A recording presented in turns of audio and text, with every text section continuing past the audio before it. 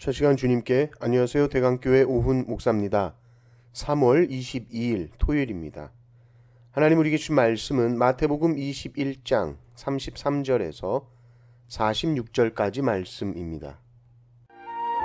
다른 한 비유를 들으라.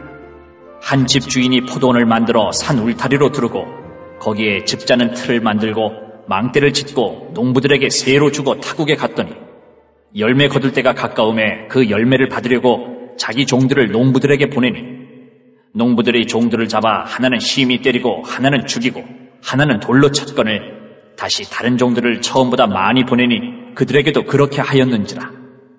후에 자기 아들을 보내며 이르되 그들이 내 아들은 존대하리라 하였더니 농부들이 그 아들을 보고 서로 말하되 이는 상속자니 자 죽이고 그의 유산을 차지하자 하고 이에 잡아 포도원 밖에 내쫓아 죽였느니라.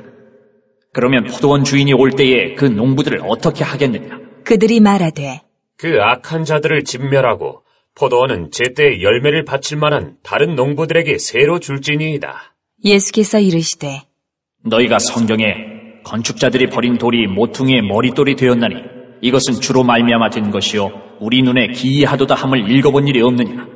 그러므로 내가 너희에게 이르노니 하나님의 나라를 너희는 빼앗기고 그 나라에 열매 맺는 백성이 받으리라. 이 돌 위에 떨어지는 자는 깨지겠고 이 돌이 사람 위에 떨어지면 그를 가루로 만들어 흩으리라 하시니 대제사장들과 바리새인들이 예수의 비유를 듣고 자기들을 가리켜 말씀하심인 줄 알고 잡고자 하나 무리를 무서워하니 이는 그들이 예수를 선지자로 알미었더라. 아멘. 1986년 1월 28일 미국 챌린저호 우주왕복선이 발사된 지 73초 만에 폭발합니다. 그런데 사고 이후 조사 과정에서 놀라운 사실이 밝혀집니다. 나사 내부의 엔지니어들은 이미 문제를 알고 있었다는 것이죠. 엔지니어들은 발사체의 고무 오링이라는 게 있는데 이게 추운 날씨에 제대로 작동하지 않을 것이다. 그 위험을 경고했음에도 불구하고 나사의 고위층은 일정이 늦춰지면 안 된다. 그게 두려워서 경고를 무시하고 일방적으로 진행하죠. 결국 7명의 우주 비행사가 목숨을 잃게 됩니다. 인간의 완악함입니다. 실수가 아니죠. 알면서도 무시했고 알면서도 거부한 것입니다. 유대 지도자들이 예수님을 거부합니다. 그 거부한 것은 실수가 아니고 몰라서 그런 게 아닙니다.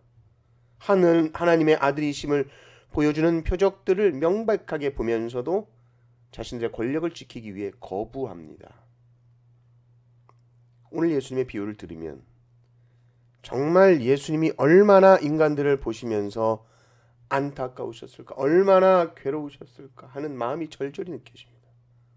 포도원 주인 이야기를 아시죠? 아름다운 포도원을 주인이 만들어서 농부들에게 세를 주고 다른 나라로 갑니다. 열매 거둘 때가 된 것 같아서 열매를 받으려고 자신의 종을 보내죠. 그런데 농부들이 열매를 주지 않습니다. 그리고는 반역합니다. 주인의 땅에서 나온 소출을 마땅히 받으러 온 종을 때립니다. 그리고 죽입니다. 이 비유는 이스라엘 역사 속에서 하나님께서 당신의 뜻을 전하게 하신 선지자들을 이스라엘이 거부하고 돌로 치고 죽인 사건들을 보여주는 것이죠. 그리고 결국 하나님이 자신의 아들을 보내십니다. 21장 37절 보면 후에 자기 아들을 보내며 이르되 그들이 내 아들은 존대하리라. 그런데 아들이라고 존대하나요? 죽입니다. 아들인지 몰랐나요? 아니요. 38절 39절을 보십시오. 농부들이 그 아들을 보고 서로 말하되 이는 상속자니 자 죽이고 그의 유산을 차지하자 하고 이에 잡아 포도원 밖에 내쫓아 죽였느니라. 상속자인지 알았고 상속자를 죽이면 그 상속을 자기들이 다 차지하겠다라는 신보였죠. 요한복음도 보십시오. 11장 47절 48절 보면 이렇게 나와 있습니다. 이에 대제사장들과 바리새인들이 공회를 모으고 이르되 이 사람이 많은 표적을 행하니 우리가 어떻게 하겠느냐. 만일 그를 이대로 두면 모든 사람이 그를 믿을 것이요 그리고 로마인들이 와서 우리 땅과 민족을 빼앗아 가리라 하니. 지금 대제사장들 바리새인들이 회의를 하는데 이때가 언제입니까? 예수님이 나사로를 살리신 사건 바로 직후입니다. 그러니 유대인들 사이에서 예수님에 대한 믿음이 급격하게 확산되던 때죠. 위기의식을 느낍니다. 이들에게 있어서 진리가 무엇이냐? 이 중요한 게 아닙니다.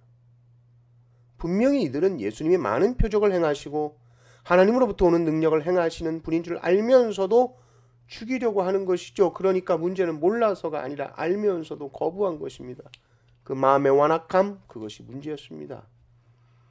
예수님은 이 비유를 통해 자신이 바로 아들이요 상속자요 하나님의 이 마지막 보내신 자다라는 사실을 명확히 하십니다. 그리고 비유 끝에 이렇게 말씀하시죠.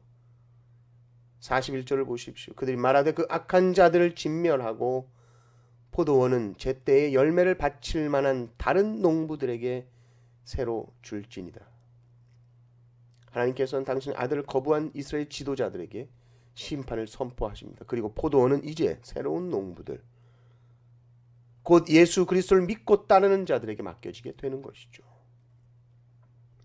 예수님이 이어서 이렇게 말씀하십니다. 42절에 예수께서 이르시되 너희가 성경에 건축자들이 버린 돌이 모퉁이의 머릿돌이 되었나니, 사람들이 버린 그 돌 예수님이셨죠.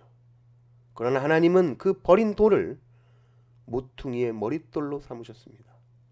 거부당하고 버림받고 죽임당하신 예수님이 교회의 기초가 되시고 구원의 중심이 되시는 겁니다. 여러분이 비유라는 것이 단지 당시 유대 지도자들만을 향한 경고일까요? 아니죠. 오늘 이 자리에 있는 우리에게도 동일하게 말씀하시는 겁니다. 그러면 너는 하나님의 아들을 진심으로 존대하고 있느냐? 존귀히 여기고 있느냐? 귀하게 여기고 있느냐? 포도원을 맡겨주신 그 주인께 열매를 맺어 드리고 있느냐? 포도원의 주인 앞에서 마치 네가 주인 행세하고 있지 않느냐? 하나님 오늘도 말씀하셔요. 그들은 내 아들을 존대할 거야. 내 아들 귀히 여길 거야. 우리는 예수님을 정말 어떻게 대하고 있습니까? 우리도 혹시 예수님을 또다시 포도원 밖으로 내쫓고 있는 것은 아닌가요? 내 삶의 주인이 누구인지 점검하십시오. 정말 예수님께서 내 삶의 주인이시라면 포도원을 자기 마음대로 경작하지 않겠죠. 예수님을 나의 포도원에 모셔드리고 그분이 참으로 주인 되실 때 우리의 삶에 아름다운 열매가 맺게 될 줄 믿습니다. 은혜가 넘치시기를 주님의 이름으로 축원합니다. 아멘.